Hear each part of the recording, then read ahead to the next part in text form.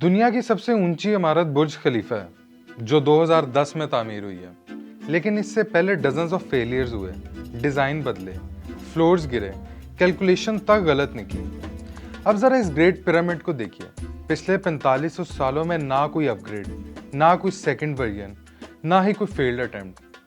पहली और आखिरी कोशिश, वो भी इतनी परफेक्ट। असल सवाल ये है कि इतनी परफेक्ट चीज पहली दफा में कैसे बन सकती है। और एक बात मैं यहाँ क्लियर कर दूं कि इसके जवाब मेहनत या लेबर नहीं हो सकता। और सबसे अजीब बात, आज के इंजीनियर्स भी इस लेवल की एक्यूरेसी बिना कंप्यूटर्स के इमेजिन भी नहीं कर पाते। तो फिर 4500 साल पहले ये कैसे मुमकिन हुआ? आइए जानते हैं आज की इस वीडियो में the great pyramid of Giza के राज।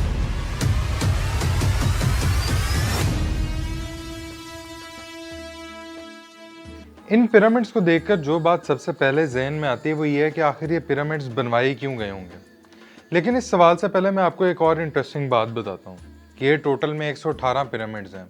लेकिन इनमें से कुछ वक्त गुजरने के साथ साथ तबाह हो गए हैं। लेकिन 3 पिरामिड्स ऐसे हैं जिन्होंने तमाम तूफानों का मुकाबला किया और आज भी अपनी असली हालत में खड़े हैं। ये पिरामिड 60 लाख टन से ज्यादा वजन का स्ट्रक्चर है। इसमें 5.5 million marble slabs, 8000 ton granite और 5 लाख टन मिट्टी यूज हुई थी। और ये सब तो एक साथ इमेजिन करना भी मुश्किल है। इसके अलावा 2.3 मिलियन स्टोन ब्लॉक्स भी थे, जिसमें हर ब्लॉक का वजन 2.5 टन था और कुछ का वजन तो 50 टन से ज्यादा था, यानी एक डबल डेकर बस से भी ज्यादा। 4500 साल पहले ना क्रेन्स थी, ना बिल्डोजर, ना मॉडर्न मशीनरी। इतने भारी स्टोन्स कैसे उठाए गए और कैसे प्लेस किए गए होंगे, ये सोचकर भी हैरत होती है। रिसर्चर्स के मुताबिक पिरामिड की कंस्ट्रक्शन 20 सालों में हुई थी और इसका डिजाइन प्लान तकरीबन 27 सालों में तैयार हुआ था। सोचो, 27 साल की प्लानिंग का नतीजा हमें आज भी नजर आता है। हर चीज इतनी परफेक्टली प्लेस है और पिरामिड आज तक भी खड़ा है। एक हैरान कर देने वाली बात यह है कि इस पिरामिड्स को बनाने के लिए सोचो कितने वर्कर्स ने काम किया होगा। ग्रीक हिस्टोरियन कहते हैं कि किंग खोफू ने इस पिरामिड को तामीर कराने के लिए कम से कम 1 लाख लोगों का इस्तेमाल किया होगा। लेकिन 20th सेंचुरी में हमें इस बात का एविडेंस मिलता है कि इस पिरामिड की कंस्ट्रक्शन के लिए सिर्फ 20,000 वर्कर्स लगे थे।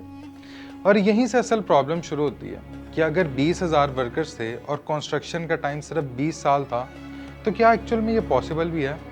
अब चलिए इसे नंबर से विजुअलाइज करते हैं। 2.3 मिलियन स्टोन ब्लॉक्स हैं, कंस्ट्रक्शन का टाइम 20 साल है, यानी हर साल 1,15,000 ब्लॉक्स उन्होंने रखे होंगे।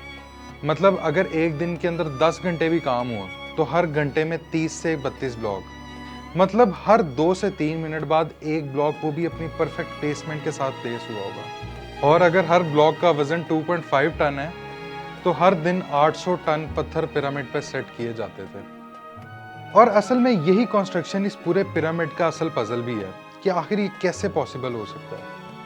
अक्सर लोग सोचते होंगे कि इन पिरामिड जैसे मैसिव स्ट्रक्चर को बनाने के लिए शायद गरीब मजदूर या स्लेव्स को फोर्सफुली काम करवाया जाता हो, लेकिन सच इससे बहुत ही अलग है। ये काम गरीब स्लेव्स नहीं कर सकते होंगे, बल्कि इसमें फिजिकली स्ट्रॉन्ग और हाईली स्किल्ड वर्कर्स लगे होंगे। और उस वक्त पिरामिड बनाना एक बहुत इज्जत और प्राइड का काम भी माना जाता था। ये काम कमजोर या इनएक्सपीरियंस लोग तो बिल्कुल भी नहीं कर सकते थे, क्योंकि स्टोन्स का वजन और इनकी प्रिसीजन्स का लेवल बहुत ही ज्यादा हाई था।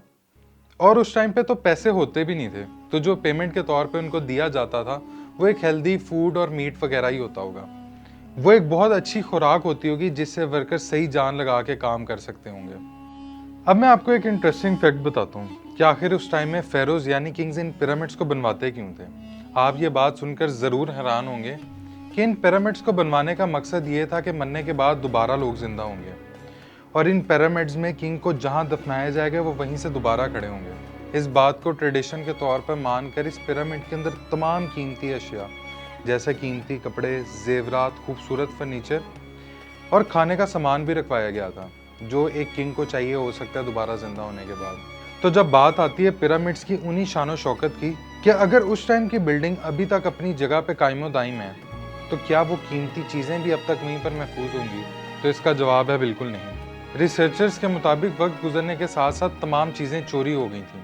लेकिन यहाँ कुछ लोगों की इसके अलावा और भी थॉट्स हैं इस पिरामिड को लेके, जो कहते हैं कि फेरोज ने ये पिरामिड्स अपनी आफ्टर लाइफ के लिए नहीं बनवाए थे, बल्कि इन पिरामिड्स को बनाने की 2 और रीजंस दी जाती हैं। नंबर 2 पे बेन, जो कि एक न्यूरोसर्जन और पॉलिटिशियन भी हैं, उन्होंने कहा कि मेरे पर्सनल ओपिनियन के मुताबिक ये पिरामिड्स हज़रत यूसुफ ने तामीर करवाए हैं ताकि वो अपनी गंदम को 7 साल तक के लिए स्टोर कर सकें। लेकिन क्योंकि अब तक इसका भी कोई ऑथेंटिक एविडेंस नहीं मिला, तो आज के टाइम पर कोई भी बंदा इस चीज़ से एग्री नहीं करता। तो सारे मिलके इसी बात पर मुत्तफिक है कि ये फेरोज ने अपने आफ्टर लाइफ के लिए बनवाए थे। एंशिएंट हिस्टोरियन और मॉडर्न आर्कियोलॉजिस्ट के मुताबिक खोफू का पिरामिड कभी आज जैसा रफ और डल नहीं होता था, बल्कि बहुत ही ज़्यादा चमकता हुआ डायमंड की तरह लगता था। दूर से देखने वालों को यही महसूस होता होगा जैसे पूरा पिरामिड स्ट्रक्चर रोशनी से बना हो। अब सवाल ये कि आखिर ये चमक आई कैसे, और यहीं से असल स्टोरी भी शुरू होती है। पिरामिड की बाहर की लेयर जानबूझकर स्पार्कलिंग वाइट लाइमस्टोन से बनाई गई थी, जो टूरा की खुदाई से निकाली गई। ये स्टोन्स इतने स्मूथली और परफेक्टली पॉलिश थे कि ये सूरज की रोशनी को मिरर की तरह रिफ्लेक्ट करते थे। इसी तरह इस पिरामिड को चमकने वाला बनाया गया था, लेकिन वक्त के साथ साथ ये आउटर लेयर आहिस्ता आहिस्ता खत्म होती चली गई और आज सिर्फ उसका कोर स्ट्रक्चर ही रह गया। अगर अंदर की तरफ से देखें तो पिरामिड की inner layer simple local stone से बनी थी, जो कि पास के एरिया से ही लाई गई थी। स्टोन्स के बीच में गैप्स को जिप्सियम प्लास्टर से भरा गया था ताकि हर ब्लॉक मिलीमीटर लेवल पर फिट हो। पिरामिड का कोर येलोइश लाइमस्टोन ब्लॉक से बना था, जो स्ट्रक्चर को और भी ज़्यादा मजबूत और भी ज़्यादा हाईलाइट करता था। अब सवाल यह आता है कि इतने भारी पत्थर गीज़ा तक पहुंचे कैसे। इसका जवाब हमें 2013 की एक शॉकिंग डिस्कवरी में मिलता है। एक आर्कियोलॉजिस्ट को एक डायरी मिली। उस डायरी का नाम डायरी ऑफ मिरर था। इस डायरी में क्लियरली लिखा था कि लाइमस्टोन ब्लॉक्स बोट्स के जरिए, यानी पिरामिड्स के स्टोन्स को पानी के थ्रू ट्रेवल करवाया जाता था। लेकिन जैसे ही बोट्स गिजा पहुंचती थी, एक और नया प्रॉब्लम खड़ा हो जाता था कि अब इन पत्थरों को रिवर से उठाकर कंस्ट्रक्शन साइट तक कैसे लेके जाया जा सकता है। जैसा मैंने आपको बताया कि उस जमाने में ना तो क्रेन्स थी, ना ट्रक्स थे, ना ही मॉडर्न व्हील्स। और फिर एग्जैक्टली इसी जगह साइंस एंट्री लेती है, जो हमें ये बात पता चलती है कि पिछले लोग कितने एडवांस थे। फिजिसिस्ट डैनियल और उसकी टीम ने एक एक्सपेरिमेंट किया और उससे एक बात सामने आई। जब रेत गिल्ली होती है तो फ्रिक्शन कम हो जाती है। मतलब जो चीज़ ड्राई सैंड पर घसीटना मुश्किल होती है, वही चीज़ अगर हम गिली रेत पे खींचें तो वो काफ़ी आसानी से मूव हो सकती है। और इस बात का सबूत उनको एक एंशिएंट इजिप्ट की पेंटिंग में मिला। आप इस तस्वीर को देखें कि कैसे एक शख्स आगे से रेत के ऊपर पानी फेंक रहा है और पीछे तमाम लोग मिलके एक मैसिव स्टोन को स्लेज के ऊपर खींच रहे हैं। जैसे ही पानी गिरता है, पत्थर आसानी से फिसलना शुरू हो जाता है।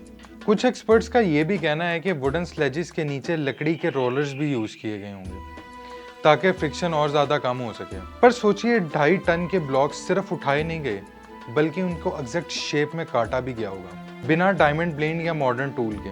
तो फिर ये लोग पत्थर को एग्जैक्ट शेप में काटते कैसे थे? यहाँ पर हमें एक बात क्लियर कर चुके हैं कि एंशिएंट इजिप्शियंस के पास मॉडर्न टेक्नोलॉजी नहीं थी। उन्होंने ये काम फोर्स से यूज नहीं किया, बल्कि टेक्निक से यूज किया था। उस दौर में स्टोन्स को कट करने के लिए कॉपर सॉज यूज किए जाते थे। अब आप सोचेंगे कि कॉपर तो सॉफ्ट मेटल है, यह हार्ड स्टोन को कैसे कट कर सकता है? और फिर यहीं पर एक और ट्रिक आती है। वो अब्रेसिव सैंड यूज किया करते थे, एक ऐसी रेत जो कि कॉपर के साथ मिलकर कटिंग टूल बन जाता है। कॉपर सिर्फ प्रेशर देता था, लेकिन असल काम वो रेत करती थी। इस टेक्निक से लाइमस्टोन ब्लॉक्स को आहिस्ता आहिस्ता डिजायर्ड शेप में काट लिया जाता था। और जब बात आती थी पत्थर को तोड़ने की, तो उसके लिए भी इन लोगों के पास एक बहुत ही स्मार्ट तरीका था। हार्ड स्टोन जैसे डोलोमाइट से पहले सरफेस पे क्रैक बनाए जाते थे और उन क्रैक में लकड़ी के वेजेस डाल दिए जाते थे। और अब असली मैजिक देखें, इन लकड़ी के वेजेस को पानी में भिगो दिया जाता था। पानी लगते ही ये लकड़ी फैलने लगती थी और जैसे ही वो फैलती थी, पत्थर अंदर के प्रेशर से एक नेचुरल लाइन में टूट जाता था, यानी बिना ब्लास्ट और बिना मशीन के। कुछ रिसर्चर्स तो ये भी कहते हैं कि कभी कभी फायर हीट टेक्निक यूज की जाती थी, यानी पत्थर को पहले आग से गर्म किया जाता था और फिर अचानक उस पर ठंडा पानी डाला जाता था। इससे सडन टेम्परेचर चेंज से स्टोन में क्रैक्स आ जाते थे और इसी तरह स्टोन्स को तोड़ना आसान हो जाता था। लेकिन अब स्टोन्स की ट्रांसपोर्टेशन और कटिंग से ज्यादा मुश्किल काम जो रहा होगा वो ये होगा कि इस 2.5 टन के स्टोन को एक दूसरे के ऊपर रखा जाए। 2015 से पहले तक तो तमाम रिसर्चर्स इस बात पे बहुत कंफ्यूज थे कि आखिर ये लोग एक स्टोन के ऊपर दूसरा स्टोन कैसे प्लेस करते थे। लेकिन 2015 में इंग्लिश और फ्रेंच आर्कियोलॉजिस्ट ने गीजा के करीब खुदाई की। उस खुदाई में उनको वुडन रैम्प के स्ट्रॉन्ग एविडेंस मिले इन फाइंडिंग्स के बाद असल में वो ये बात समझ पाए कि 4500 साल पहले पत्थरों को ऊपर ले जाने के लिए स्लोप वुडन रैम्प्स का इस्तेमाल किया था, जिन पर स्टोन्स को रस्सी के जरिए खींच कर ऊपर पहुंचाया जाता था। खैर, हम टॉपिक पे वापस आते हैं। सिर्फ स्ट्रेट रैम्प्स का यूज करना आसान नहीं रहा होगा। जैसे जैसे पिरामिड की हाइट बढ़ती गई होगी, वैसे वैसे रैम्प की स्लोप भी स्टीप होती गई होगी।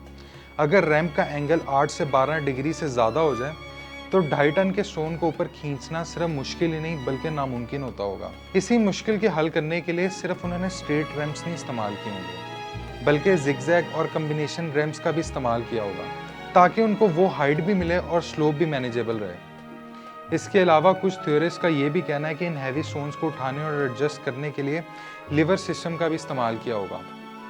एंशिएंट इजिप्ट में इस प्रिंसिपल पे एक टूल यूज होता था जिसको शेडॉफ कहा जाता था, जो नाइल से पानी निकालकर खेतों तक पहुंचाने के लिए इस्तेमाल होता था, और ये आज भी कुछ जगहों पर इस्तेमाल होता है। इसी लीवर प्रिंसिपल को अप्लाई करते हुए लंबे और मजबूत लकड़ी के बीम्स को इस्तेमाल किया गया होगा ताकि एक पत्थर को दूसरे पत्थर के ऊपर प्लेस किया जा सके। अब जरा इस पिरामिड के डिजाइन पर भी नजर डालते हैं। दूर से देखने पर द ग्रेट पिरामिड एक सिंपल ट्रायंगल लगता है, लेकिन जब इंजीनियर्स ने इसकी मेजरमेंट की तो उनको एक बहुत बड़ा झटका लगा।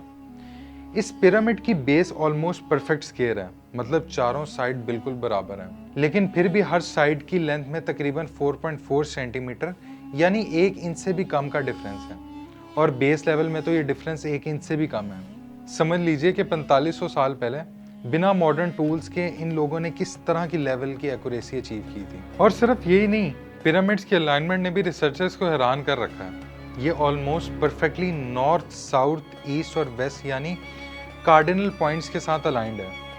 ये अलाइनमेंट उस जमाने के लिए एक बहुत बड़े पजल थी, क्योंकि ना ड्रोन्स थे ना मॉडर्न इंस्ट्रूमेंट्स थे। कई थीरी सामने आई, लेकिन 2017 में एक आर्कियोलॉजिस्ट ने असल में इसका जवाब दिया कि उन लोगों ने ये कैसे किया होगा। सबसे पहले तो उसने बताया कि ये अलाइनमेंट बिल्कुल परफेक्ट नहीं थी, लेकिन एरर बहुत ही ज़्यादा कम था। इसका कहना था कि एंशिएंट इजिप्शियन ने ऑटोमनल इक्विनॉक्स का यूज़ किया होगा। ये वर्ड थोड़ा मुश्किल है, लेकिन इसका मतलब बहुत आसान है। ये असल में उस दिन को कहते हैं कि जब सूरज एग्जैक्टली इक्वेटर के ऊपर होता है और दिन और रात एग्जैक्ट बराबर हो जाती है। तो इजिप्शियन ने नेचुरल क्लॉक का यूज़ करके पिरामिड को परफेक्ट नॉर्थ साउथ लाइन में अलाइन किया था और दिखाया कि इस मेथड से almost perfect north south line mark की जाती है। यानी 4500 साल पहले भी इजिप्शियन ने नेचर और ऑब्जर्वेशन का यूज़ करके एक रिमार्केबल प्रिसीजन और प्लानिंग दिखाई थी। और इन पिरामिड्स के अंदर का टेम्परेचर एक अपने आप में एक बहुत इंटरेस्टिंग फिनोमेना है। इन मैसिव स्टोन और स्ट्रक्चर की वजह से अंदर का टेम्परेचर लगभग हमेशा 20 डिग्री सेंटीग्रेड रहता है, मतलब एक तरह से नेचुरली स्टेबल एनवायरनमेंट बना रहता है। हिस्ट्री में इन पिरामिड्स की कहानी बहुत ही दिलचस्प है। 1196 एडी में इजिप्ट में सलाहुद्दीन के बेटे सुल्तान अल अजीज की हुकूमत थी। इस टाइम पे सुल्तान अल अजीज ने ऑर्डर दिया कि इन पिरामिड्स को डिस्ट्रॉय कर दिया जाए। इस काम के लिए वर्कर्स भी अपॉइंट कर दिए गए थे, और वो लोग 8 महीने तक अपनी हर तरह की मशीनरी यूज करने के बावजूद भी सिर्फ 1 या 2 पत्थर्स को रिमूव कर पाए थे, क्योंकि इन स्टोन्स को डिस्ट्रॉय करना बहुत ही ज़्यादा मुश्किल था और साथ ही साथ बहुत ज़्यादा एक्सपेंसिव भी था। और इनकी इस 8 महीने की कोशिशों के बाद उन्होंने इन पिरामिड्स को ऐसे ही छोड़ दिया। लेकिन इसके अलावा कुछ छोटे स्मॉल पिरामिड्स थे जिनको वो डिस्ट्रॉय कर पाए थे, लेकिन ये 3 पिरामिड्स वो डिस्ट्रॉय नहीं कर पाए थे। वीडियो के एंड पे मैं आपको बताता चलूँ कि इस पिरामिड पे चढ़ना इलीगल है और इसकी सज़ा 3 साल है।